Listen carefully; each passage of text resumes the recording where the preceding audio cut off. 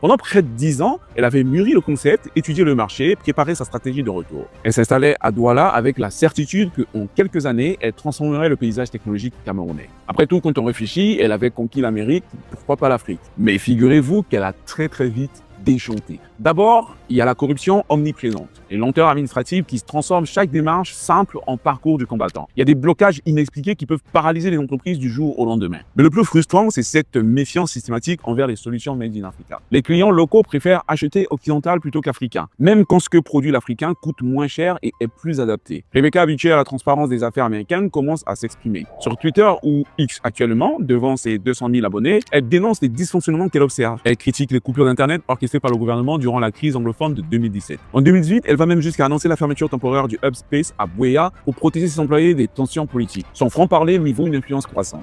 Mais au Cameroun, avoir de l'influence quand on critique le système, c'est très dangereux. Le 10 août 2021, Rebecca se rend au tribunal de Douala-Bonadio pour une affaire civile familiale mineure. C'est une convocation de routine, ce qu'il y a de plus normal. Au cours d'une discussion avec le procureur général, elle formule une demande simple, que les différentes procédures la concernant soient regroupées sous l'autorité d'un seul magistrat pour plus de cohérence. Le procureur l'interprète comme un ordre. Il s'agace. Il ordonne verbalement sa garde à vue pour outrage à magistrat. Aucun mandat d'arrêt écrit, aucune plainte formelle, juste un ordre oral. Imaginez-vous la scène. Vous êtes Rebecca et Nanchong, actuellement. Vous avez quitté votre confort américain par amour pour l'Afrique. Vous avez investi vos économies pour développer l'écosystème technologique de votre pays natal. Vous formez des centaines de jeunes, vous créez des emplois, vous attirez des investissements internationaux, et d'un coup, vous vous retrouvez menotté, poussé dans une cellule crasseuse de Douala. Tout ça parce qu'un magistrat a mal interprété votre demande administrative. Rebecca passera 3 jours en cellule. 3 jours à se demander ce qui lui arrive. 3 jours à réaliser brutalement que son succès international la protège de rien sur le sol camerounais. Pendant ce temps, le hashtag FreeRebecca devient viral. L'ambassadeur de France tweet son soutien. Le sénateur américain Robert Menendez se déclare profondément troublé. À Free Labs,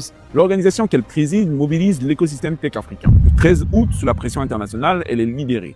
Toutes les charges sont abandonnées. Mais le message est clair et limpide. Peu importe les succès ailleurs, ici, tu restes un autre. Merci.